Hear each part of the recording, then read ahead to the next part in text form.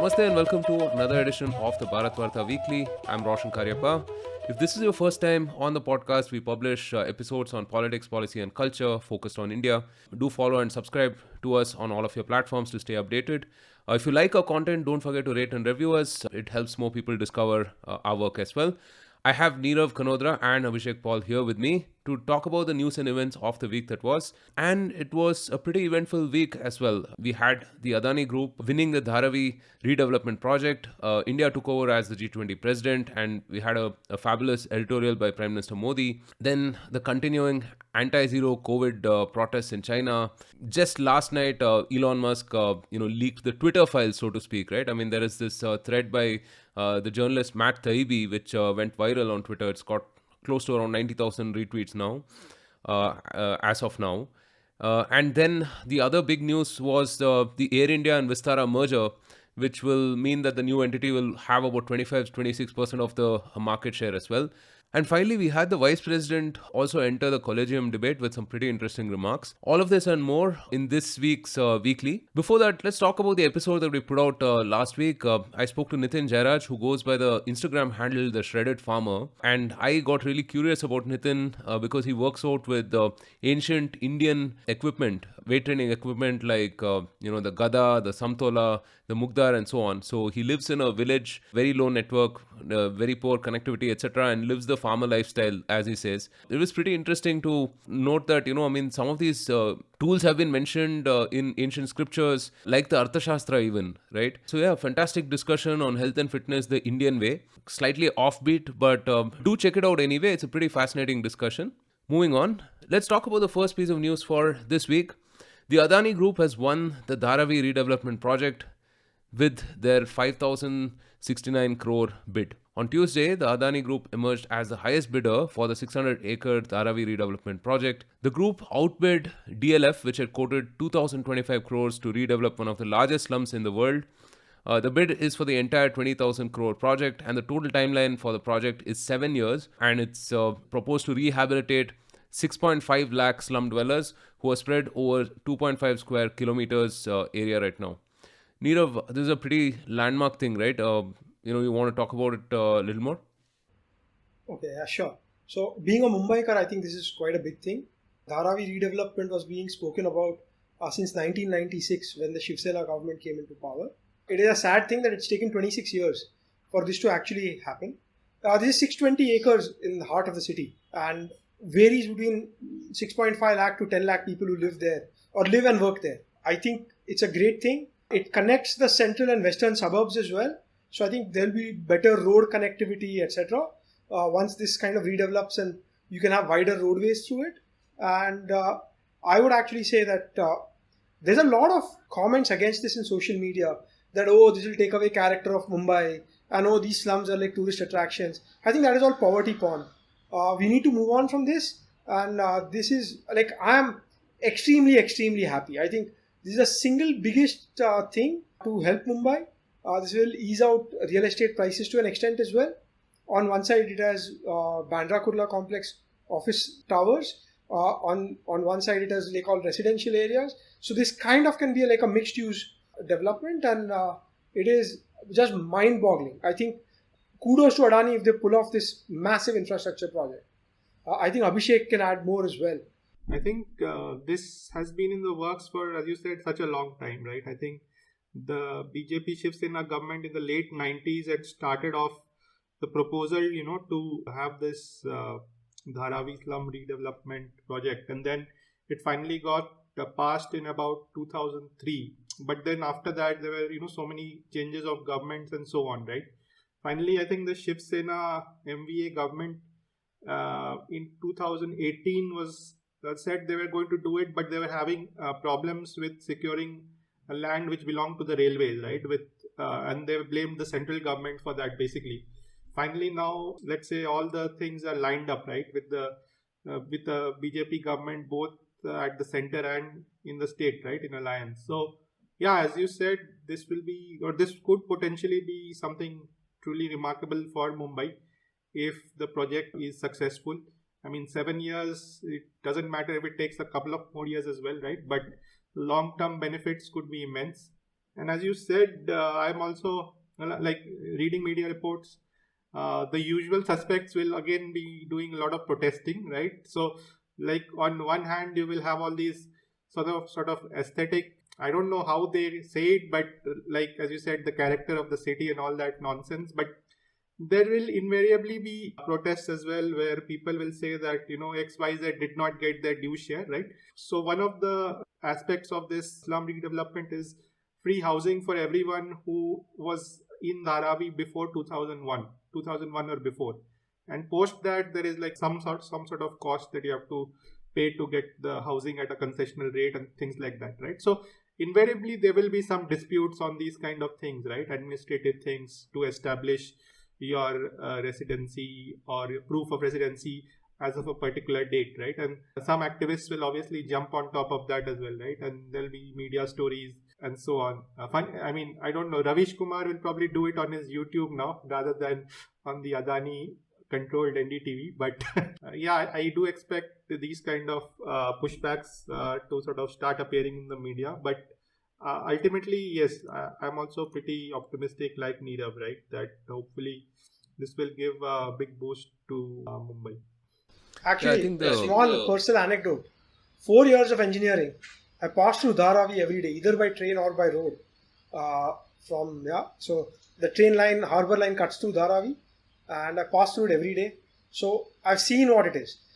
Second thing, I think Rajinikanth had a movie, Kala, talking about this redevelopment of Dharavi. And I think it has a lot of leather industries and like unorganized industries, a lot of scrap metal things. And people will complain that, oh, these will have to be rehabilitated. But I think all of those things can be done. All of those things can be done maybe better outside the city center. The real estate value of that land is so high. And these guys are illegal squatters. If they're given good housing, maybe the other industrial things can always be moved out. Obviously, there's going to be protests. I don't expect it to be smooth. But just the job opportunities of construction, just the value unlocking of like this prime land in the city center is just immense. I think it has huge positive spillovers for economy of the whole city. So I think we will wait and watch. There'll be a lot of news. There'll be a lot of roadblocks and hiccups, especially because it is Adani. But I hope that all these things can be ironed out. And overall, I think all Mumbaikars will be the winner, including Dharavi residents. So. Yeah, I think the weirdest take that I saw was Pritesh Nandi on Twitter, right? I mean, he said, fact, Gautam Adani has won the bid to redevelop Dharavi. What is crucial, however, is that the indomitable spirit of what has been often described as Asia's biggest slum is retained and nurtured. I mean, like, it's retained and nurtured. Dharavi is not actually a slum. It is a tribute to the great entrepreneurial spirit. I had to actually read that twice. People who say this are the ones who actually in real life probably scoff their noses at Dharavi, right? I don't think Pritesh Nandi traveled through Dharavi recently or like whenever, right? You just bypass it, go around it. Yeah. So exactly. No, this is crazy, right? I mean, to live in your posh houses, maybe in South Bombay, whatever, and to talk about these kind of things, right? As if, I mean, their life is an exhibition for you, right? Like, how will the next Slumdog Millionaire movie be made if you remove Dharavi? Like, I guess that's the kind of logic. Yeah, I mean, it's indescribable. I mean, like Nirav said, I think it's just poverty porn, right? Yeah, so the government is likely to evaluate both the technical and financial eligibility before awarding the project. But yeah, this is interesting also because Adani has a realty arm anyway. Adani has every kind of business now. So maybe anyway. a quick question to Nirav. Like, how do you assess Adani Group's positions right now, given the kind of leverage? Right, there were some scary numbers a few days ago that was circulating. So, what do you think? I think one is while Adani has like some amount of leverage, it is not as scary as like the way these things have been portrayed by people who are like trying to like take one part and extrapolate it to the whole company. Second thing is, Adani has done very well of ring fencing each of the companies separately. He's kind of made it like the Tata Group, where each of the Tata companies is a standalone entity and then he owns shares in each of them. Then the third thing is, maybe because of his either execution ability or closeness to the government, Adani has very successfully formed JVs. So Adani Total in for energy, Adani Wilmar for agri commodities, Adani and the Haifa port for international ports, right?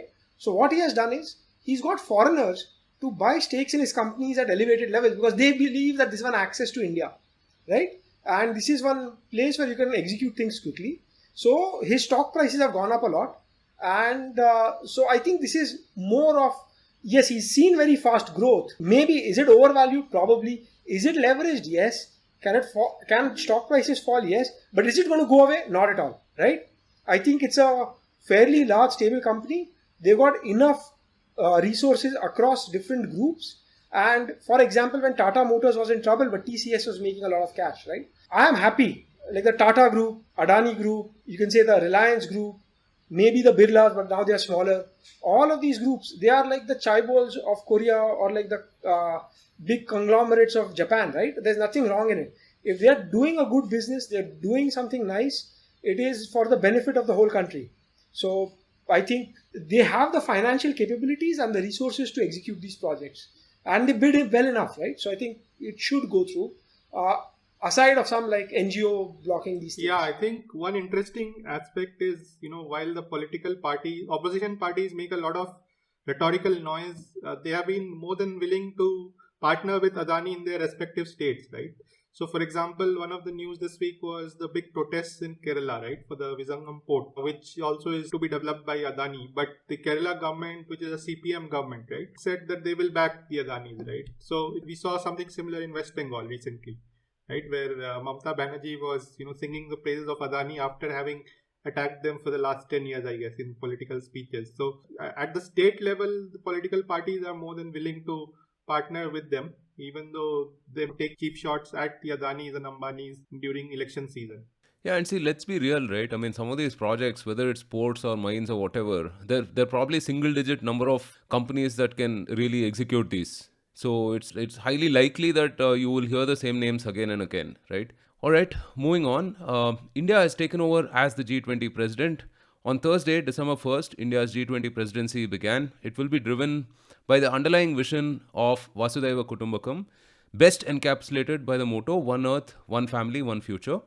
Prime Minister Modi penned an essay on his blog outlining the vision, values with which the country will contribute to the group. He said India's G20 presidency will reflect its tradition of seeking harmony between all. Abhishek, this was pretty interesting to see, right? And it was a great editorial. Yeah, so this is like a big year for India in terms of the world stage, right, and international diplomacy. And G20 is probably one of the biggest forums of global diplomacy, right? And so, with India taking up the presidency this year, this is a good showcase, I would say, for India to demonstrate its leadership at the world stage. So, the thing about G20 is that it does not have a permanent secretariat, right? And every year, a different country takes over the presidency for 1 year. Basically, they will steer it through two tracks, right? One is, let's say, the economics related or finance related tracks where the finance ministers take the lead, and then there is the diplomacy track where emissaries of leaders of the member countries collaborate. So India is now supposed to chairman over 200 meetings this year in 50 different cities as part of the G20, which is going to take up a lot of India's, let's say, the diplomatic bandwidth this year, right? And if you listen to a talk which the foreign minister gave, right, he also talked about things like capacity in the Indian foreign services and how that has developed over the years. And probably this is a good year to showcase that, right? India is definitely one of the countries that is ready to take up the leadership in things like climate change or counter-terrorism, combating the pandemic, whether it is through vaccine Maitri or other initiatives. And this is something which Prime Minister Modi underlined, right, that we need to depoliticize global supply chains when it comes to things like food, medicine, fertilizers, and so on, right? And so India is sort of unique position where, India has, I would say it's kind of uniquely positioned in the sense it can reach out to various large poles right now in the global world, whether it is the West or even, Russia, right? So, yeah, let's see. I think hopefully we get some, good outcomes during this 1 year of presidency, especially in terms of some of the chronic challenges that the world is facing, right? Which are economic, right? Like, combating inflation, and therefore better global supply chains, or even, cyber security. Those kind of areas are something, we can be hopeful about. Prime Minister Modi made like a great point. What he said is that we've reached a phase where there is enough food for all. If well distributed, there are enough resources for all. So he says we should be living in an era of peace and not war, that not be battling over territory or resources. And he said that with all these supply chain bottlenecks, there is some sort of trying to control it or hold it off from other countries, right? Some countries are trying to block another countries via sanctions, etc. These things kind of make it worse. So he says we have enough resources, enough food for all. If we live all as one family and we all think not in zero-sum game, all of humanity can prosper and get better from where we are. So I think that was the crux of the whole editorial, right? So I think that is the kind of vision. He also highlighted India's like old Gram Panchayat system, which is probably the oldest form of democracy, right? Which is not very well known in the rest of the world. So I think this is of collective decision making this way. So I think this is quite a positive thing. And yes, I think it's a great opportunity to India to showcase its leadership on the world stage. And the timing couldn't be better, with world trying to kind of move away from China and find an alternative. And this is a time where India, if everything is conducted well, if a lot of senior diplomats from other G20 countries, so other 19 nations, keep visiting India for all the different meetings in all different 50 cities, this could be positive for trade, etc. for India, right? So I think the timing is quite good, and hoping again for the best. Yeah, and I'm reminded of something Professor Salvatore Babones said, right? Which is that, see, it's not that bad things are written only about India, right? I mean, it's written about the US as well, right? But the US has enough voices to make itself known and heard, and to clarify all of these positions and so on and so forth, right? And I think this G20 presidency will probably help us do the same thing, right? Achieve that little bit of a soft power leverage, if you will. Meanwhile, the anti-zero COVID protests continue in China. Over the past week, the Chinese people have broken out in mass protests and demonstrations demanding the removal of strict zero COVID lockdowns. The unrest began as groups of people turned out for the memorial event of several citizens who burned to death in Urumqi region of Xinjiang. The movement quickly spread through several regions in China, including Beijing, Shanghai, Chengdu, Zhangzhou, among others. Nirav, I think, it's soon reaching a tipping point, right? So, okay, there are two ways of looking at it. One side, if the kind of China bears are saying that this will probably reach a tipping point. The other side is saying that now that Chinese leadership has seen that there are protests, so they are taking action. So, if you go back, what has happened is China has been trying, zero COVID worked very well when you had the original variant or the Delta variant, and it stopped the spread of COVID. But I think Omicron, further variants, having a very high R0 and being much more contagious, it is a difficult strategy, right? So there is a lot of discontent. Second thing is, because they're following zero COVID, in Urumqi one building was under lockdown because it had some COVID patients.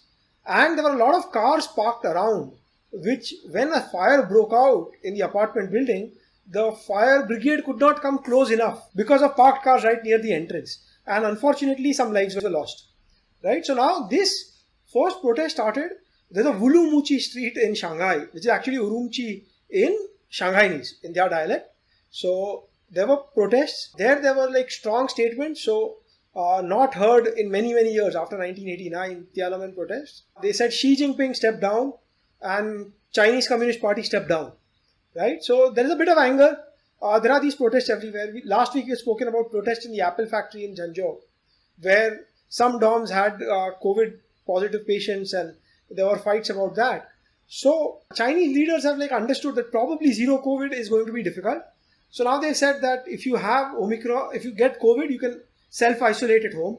They've loosened a few things and they're trying to move on, right? They have tried to make a lot of statements, though 2023 Shanghai Grand Prix is being cancelled. So I don't think what China will do is probably open up internally. They won't open up externally, and people still have to do like 7-day quarantine when they land in China from overseas. Though in smaller cities, one just colleague of mine just went, he had to do home quarantine, which was loosely enforced. You're seeing a change on the ground, right? You have to do PCR tests, etc. They're still what we've all moved on from. They're still doing all of that, but they're easing it at the margin. Whatever you may say, whether you like them or hate them, you can't deny that the Chinese Communist Party has a lot of competent people with a lot of, they take feedback real time, right? So they've seen what has happened. They're very paranoid about any sort of power transition. So they've taken some action, right? So people's voices have been heard, maybe a bit too late. So they will move on, though it remains how it goes on. Another anecdote is, in this World Cup football, the Chinese CCTV, the state-owned broadcaster, was showing replays whenever crowd pictures were being shown earlier. Because crowds of people wearing no masks would look really bad to China. And line by the CCP has been, USA had 1 million deaths, so if we open up, we'll have more. And we can't afford that. But now they're seeing the global south. You're seeing Qatar with and people coming in from everywhere without quarantine, without masks, and people have moved on from COVID, right?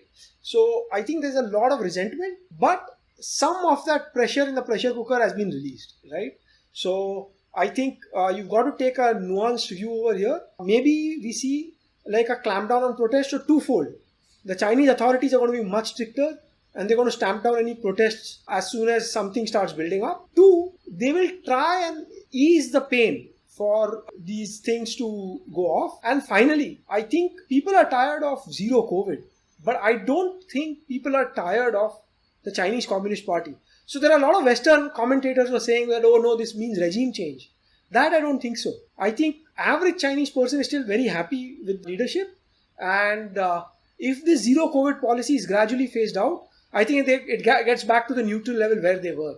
So it may not be a tipping point as some believe, but it is definitely that there is a lot of anger on the ground, and people are frustrated about their livelihoods. The services have been hit quite hard. 3 years on, and people are still stuck in lockdowns. That's not great. So that is what it is. Yeah, all said and done, they've lifted around 800 million people out of poverty, right, over the last 30, 40 years, which is a phenomenal achievement. Neerav, there is also this thought that, as the people get a lot more prosperous, they will want more freedoms, right, which might be sort of antithetical to, let's say, the communist regime as such. What do you make of that? So that is a very difficult debate to have. I think a lot of Chinese people, they see, or maybe the way the propaganda, like the People's Daily and the local media, CCTV, the way they portray all the negative things which also come up in the West. And I actually believe that China is comparing itself just to the US, but doesn't see that a country like India, big,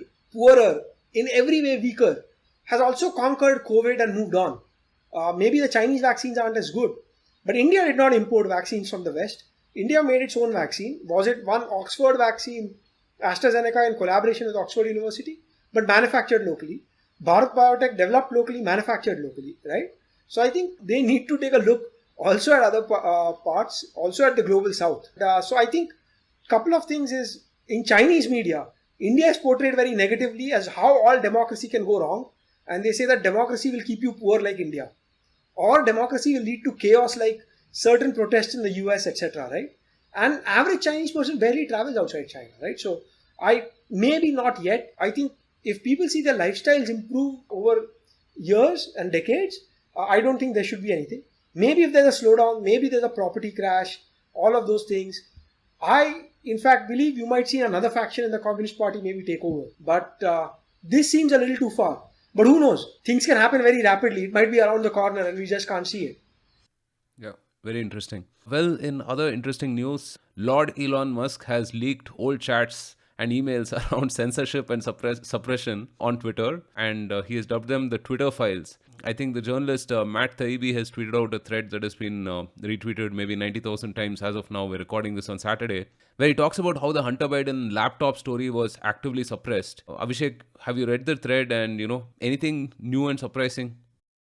Yeah, I just glanced through it, but didn't really go into detail. But my early impressions were that it's not really surprising. We all remember the day New York Post broke the Hunter Biden laptop story, and you could not even go to the URL, right, by clicking on that story. I think all the tweets that were linking the article were getting taken down automatically and things like that. It was probably the most blatant display of censorship done by Twitter that I can recall.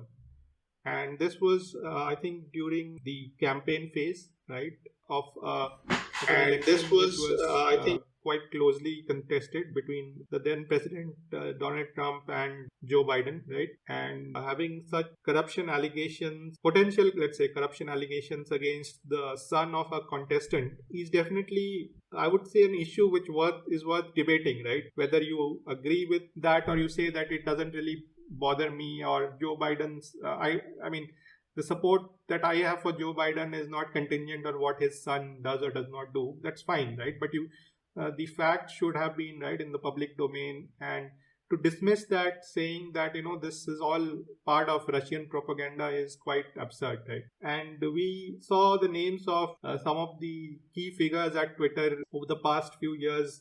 Their names came up in the thread, right? Whether it is Vijaya Gadde or Yoel, and I think Elon Musk is promising one more thread tomorrow, what is now being called the Twitter files. So we'll have to wait and see. But I think so. Some of the other things, like the other parts of it, were like both the Republicans and the Democrats had been reaching out to Twitter. But the fact of the matter is that if you look at, let's say, the political contributions that were being made by Twitter employees, was almost overwhelmingly Democrat. I think over 95% of it went to the Democratic Party. And so that kind of gives you some sense of which party would be able to reach out more to Twitter and their various people who are in charge of content moderation and so on. So it's not like the Republicans, they too would have liked to do more, but the fact is that the inherent bias of the employees present at Twitter at that time, that would automatically mean that it would be advantage for the Democrats when it comes to moderating, censoring, or of regulating Twitter. That is basically what is coming out. I think for all of us, it is pretty much evident that this is what had been going on, and we are just getting some more insights of the details, right, of what was going on in the background while all this was happening. I think Sanjeev Sanyal tweeted out that it will be interesting to see in the Indian context, right, if anything like this had been happening and so on. So yeah, that's something. But I think right now the battle is well and truly in the realm of the United States, right, and whether Elon Musk is able to, let's say, make the battlefield more even is something that we'll have to wait and see. Yeah, so sadly, I don't think we'll get to hear much of the Indian stuff, right? I think it won't even figure in the top 5, 10 things that would be in the scheme of things, I suppose. Yeah, with great power comes great responsibility, and you're just seeing like a massive abuse of that power through just arbitrary systems. I always feel that decentralization is way, way better for something like this, rather than concentrating power with the hundreds of policy folks that these guys hired, right? And if you look at the thread, a couple of things are very apparent, right? The fact that these are very arbitrary decisions, right? These are people talking about stuff on an email thread and deciding whether something is kosher or not. And second thing is, these are being done, behind Jack Dorsey's back, right? He's clueless. So I was which just is crazy. thinking, this is exactly what Wire was alleging Amit Malviya to do in some way, right? He'll send a mail or message and then suddenly some things will disappear. Maybe they know all this better because their friends in the Democratic Party had been doing all this on Twitter. So yeah, it's pretty remarkable. And Elon has kind of taken on a massive fight with this, I think, right? And who knows? We have other things coming up.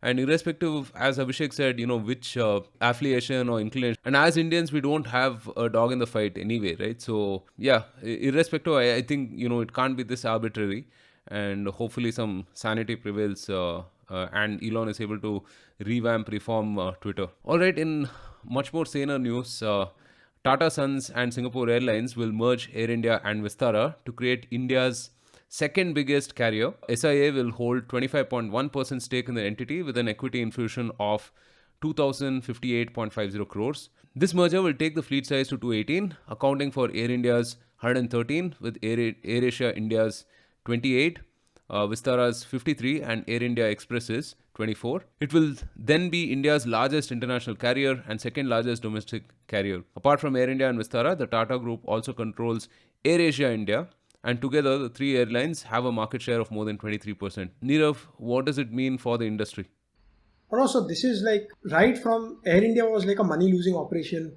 which was sold at like a negative price effectively, because Tata injected some capital in it, but some of the debt of Air India was taken on by the government, right? But now this is like a great turnaround story if it works out well. I think if you go back where Tatas were running Air India before it was privatized, it was the leading airline and it was the best service in Asia. And Singapore Airlines was actually modeled on Tata Airlines, right? When Singapore got independence in 1965. So I think this is going to happen. Any merger is going to be tough. There's going to be like a lot of old unions, a lot of legacy workers, a lot of vested interests. But I hope Tata Group has all the capabilities to do it in a nice, humane manner and merge. Second thing is the Tata Group has great experience in hospitality via the Taj hotels, right? And with some sort of like joint, either you call like airline miles, which can be used in hotels, etc. It can build a loyalty in a large customer base. Singapore Airlines is like a very well-run airline globally, always ranks in the top 1 and 2.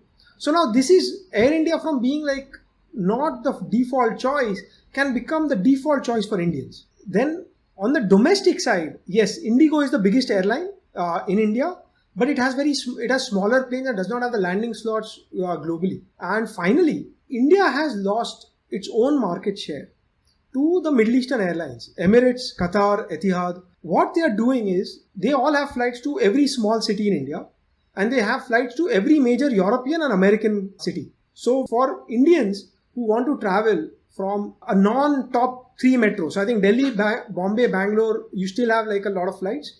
But say you're going from Jaipur, or say you're going from Ahmedabad, you have to fly to Dubai and Dubai to like some city, or even directly from Bombay. I think there's just one direct flight to Newark. From Delhi, there's a flight to JFK, and I think Bangalore, there's San Francisco, Delhi, San Francisco. So there are only very few direct flights so far, and we've lost market share to the Middle Eastern airline. This is one way, because Singapore Airlines is going to inject capital, lease more planes. We can lease more newer planes, A380s, etc., which can fly long haul. So India can recapture this market share, right? Another example is like Australia, where a lot of people fly via Singapore or via Malaysia, because there's just one Delhi-Sydney Qantas flight. So now, basically, India is a growing market.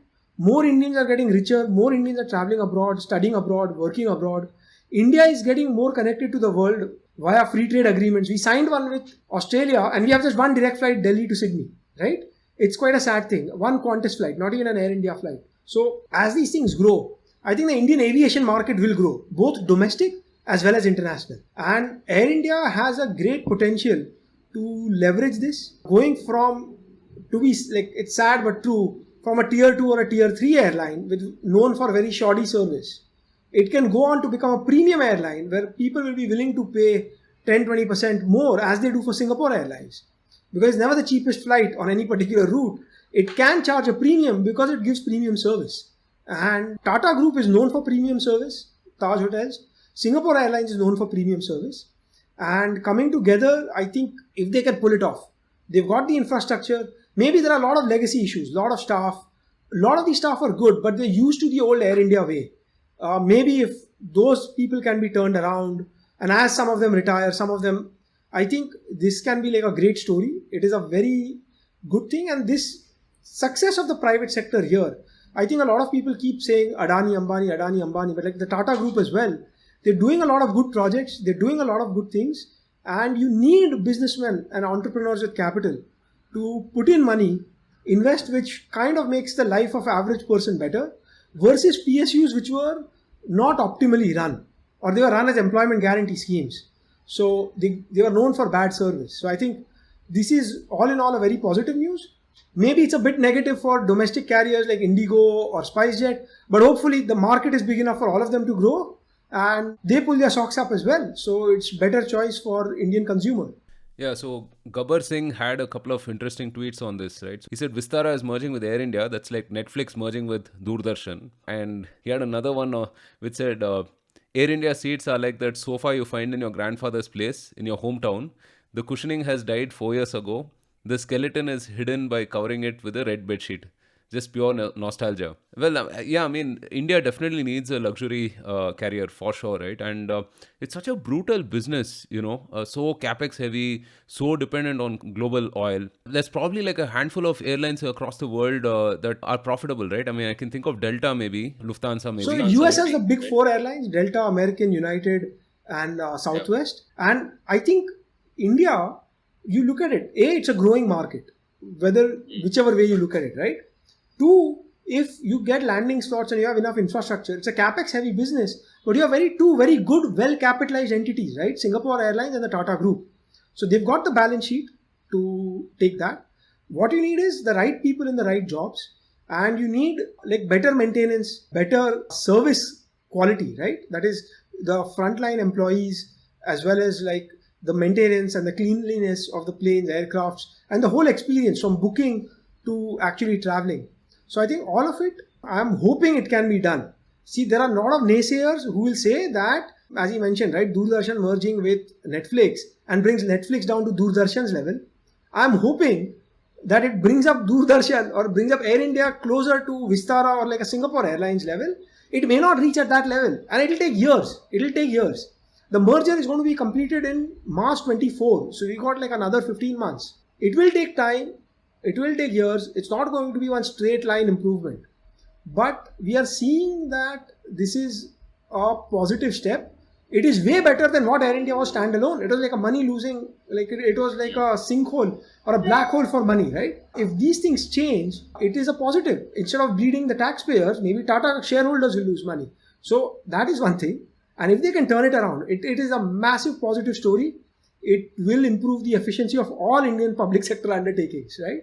So I'm optimistic by nature, and very, very optimistic about this as well. Amazing. Well, to end things with a little bit of political news, in an oblique reference to the Supreme Court's 2015 judgment striking down the National Judicial Appointments Commission Act, Vice President Sri Jagdeep Dhankar, sharing the dais with the Chief Justice of India D.Y. Chandrachud, said on Friday, it was never too late to reflect. Underlining the primacy of the will of the people, Mr. Dhankar, who was addressing a gathering of the 8th Dr. L.M. Singhvi Memorial Lecture in New Delhi, said, to quote, the power was undone and the world does not know of any such instance. Abhishek, I mean, you're finding more and more people pile on this, right? Yeah. What do you make of this? So, like, I think the Law Minister Kiran Rijiju has been talking about this topic as well quite a bit in recent weeks. And I think basically, just to recap, like, India has this very unique and weird system where the judiciary at the top levels, right, whether it is the Supreme Court or the high courts in various states, is sort of self-selecting. And this has not come about as a way of any act of parliament, nor is it something that is mentioned in the constitution. So what has happened is a series of judgments over the years has meant that we now have this system where there is a collegium in place. The collegium basically means Chief Justice of India and 4 of the next most senior judges at the Supreme Court level, and at the state level it is the Chief Justice of the High Court of the state and 2 more, the next senior judges, right? And so what happens is these collegiums select the next judges, right, who will be made judges, and the government basically cannot do much about it. So the government can ask for more details and push back once, but if the collegium wants, they can send it back and make it mandatory for the government to accept. Now, when the governments do not like the judges that come up, all they can do and they do is delaying tactics, right? And so basically there is a bit of stalling game that happens before, eventually the nominations get approved. And we have seen a bit of that as well over the last few years, right? And so basically right now with the NJC constitutional amendment that had got passed in 2015 or 16, it had got passed kind of unanimously in both the Lok Sabha and Rajya Sabha, right? And which basically would have sort of taken away the powers of a self-selecting judiciary, made it more streamlined, right? But the Honorable Supreme Court stuck it down basically, right? And so we have this weird thing where the government of the day is obviously not happy with the way judges are selected. The judges also complain quite a bit of these stalling tactics whenever they happen. And I think it's a very fair political point. I mean, if you look at, we all know how politicized, let's say, Supreme Court justices are in the United States, right? and where the entire power is basically in the hands of the electorate via the Senate elections and the presidential elections. So that is one extreme. In India, we have this other extreme where the public and the politicians almost have no power, right? It's like a self-selecting clique right now. And so ideally we should reach a more happy medium, right? Where that can be done. And so this context is where in which the vice president, who is himself fairly senior lawyer, right, during his career, he spoke after the chief justice talked about more nicer things like how the Indian constitution is a feminist document because Indian women got the right to vote from day one and things like that. So interesting times anyway with the very progressive chief justice that we have now. So yeah. Yeah, I would encourage everyone to check out some of these Instagram clips, that often go viral of judges talking to lawyers and so on, right? I mean, it's crazy. I mean, this is, you look at some of these clips and you realize that the British never left India, right? I mean, they passed on their characteristics to these folks, really, honorable judges, as we should call them, right? So, yeah, it's pretty insane. All right, that brings us to the end of the weekly.